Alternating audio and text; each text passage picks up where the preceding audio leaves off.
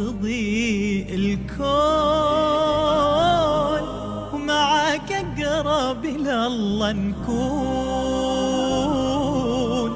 يا شهر المغفرة والخير، نحاول كيف نصبح غير، ونتجنب خطأ وتقصير، ونتلون بأجمل لون.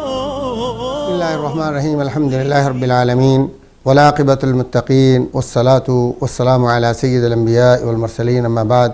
فأعوذ بالله السميع العليم من الشيطان الرجيم. بسم الله الرحمن الرحيم. وعهدنا إلى إبراهيم وإسماعيل أن طهر بيتي للطائفين والعاكفين والركع السجود. میرے پیارے بھائیوں اور بہنوں،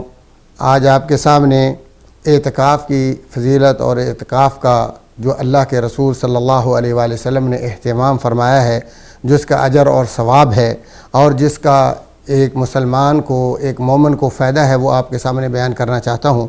یہ اللہ کے نبی صلی اللہ علیہ وآلہ وسلم کی وہ عظیم الشان سنت ہے کہ نبی مکرم صلی اللہ علیہ وآلہ وسلم جب سے مدینہ منورہ تشریف لائے، آپ نے زندگی بھر کبھی بھی اس اعتکاف کو نہیں چھوڑا، بلکہ ہر سال رمضان مبارک کے آخری عشرے میں آپ اعتکاف بیٹھ جاتے اور اللہ تعالیٰ کی عبادت کے لیے یکسو ہو جاتے۔ زندگی کے تمام مشاغل، تمام مصروفیات چھوڑ کر اللہ تعالیٰ کے ذکر میں، قرآن کریم کی تلاوت میں، اور قیام اللیل میں، اور اللہ تبارک و تعالیٰ کے دیگر ذکر میں مصروف رہتے۔ اور پیارے بھائیوں، یہ اعتکاف اللہ تعالیٰ کی طرف سے ایک ایسی عبادت ہے کہ انسان اس کے ذریعے اپنے دل کو اللہ کی طرف جو ہے یکسو کر سکتا ہے۔ اور جب انسان دنیا کے مشاغل کو، دنیا کی مصروفیات کو چھوڑتا ہے، تو اس وقت اس کا جب دل اس فترے میں، اس اعتکاف کی کیفیت اور حالت کے اندر درست ہوتا ہے، اس کے اندر لالچ ختم ہوتا ہے،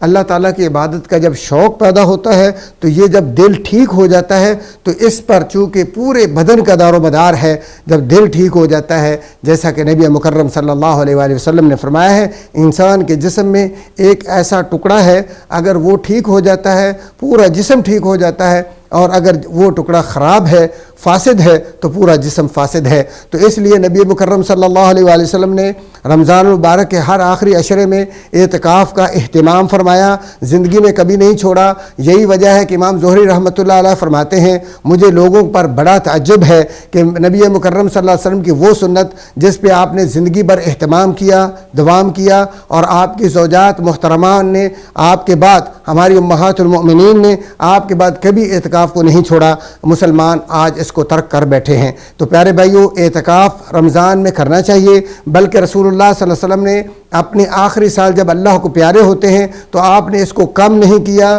اس سے جو ہے آپ نے روگردانی نہیں کی، اس کے بارے میں آپ سستی نہیں کی، بلکہ آپ نے اگر پہلے 10 دن آخری عشرے کا کیا تو آخری رمضان مبارک میں 20 دن کا کیا ہے۔ اور اس میں حکمت بھی یہ تھی، چونکہ جبریل علیہ السلام قرآن کریم کا آپ کے ساتھ رمضان میں دور کرتے تھے، پہلے رمضانوں میں ایک بار، جبکہ آخری رمضان میں 2 بار دور کیا ہے، چونکہ ایک رمضان کا ایک عشرہ جو ہے وہ کافی نہیں تھا، اس لیے رسول اللہ صلی اللہ علیہ وسلم نے قرآن کریم کے اہتمام کے لیے، قرآن کریم کے مراجعہ اور دور کے لیے آپ نے 2 عشروں کا اہتمام فرمایا ہے۔ تو پیارے بھائیوں، یہ ایسی سنت ہے کہ آج مسلمان اس کو چھوڑ چکے ہیں، مسلمانوں کو اس کا اہتمام کرنا چاہیے، تاکہ تمام زندگی کے اندر جب انسان کو آخری عشرہ یہ اعتکاف کا موقع ملے گا، اللہ کے گھر میں بیٹھ کر وہ اللہ کا قرآن سیکھ لے گا، پڑھے گا، اس کی تلاوت کرے گا، تدبر کرے گا، اور اپنے گناہوں کی معافی مانگ کر اپنے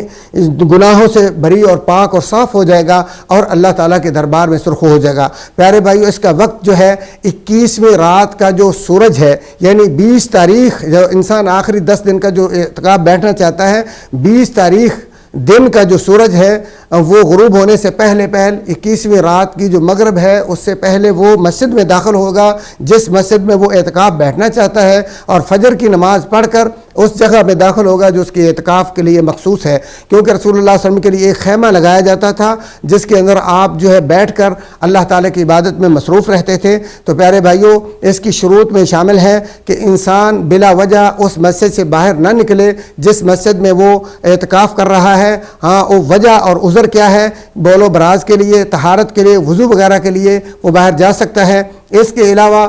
نہ تو جنازے میں شریک ہو سکتا ہے اور نہ ہی کسی کی عیادت تیمارداری کے لیے جا سکتا ہے. اور یہ 10 دن کا جو اعتکاف ہے یہ اللہ کے رسول صلی اللہ علیہ وسلم کی سنت ہے. 20 دن کا بھی سنت ہے. لیکن اگر کوئی انسان نظر مانتا ہے یا منت مانتا ہے تو ایسی صورت میں اعتکاف مسنون نہیں بلکہ واجب ہوگا. اللہ تعالیٰ سے دعا ہے اللہ مجھے اور آپ کو نبی مکرم صلی اللہ علیہ وسلم کی یہ سنت جو ہے اس کو آباد کرنے کی توفیق عطا فرمائے. اقول قولی ھذا واستغفر اللہ لی ولکم ولسائر المسلمین واستغفروہ انہ ھو الغفور الرحیم.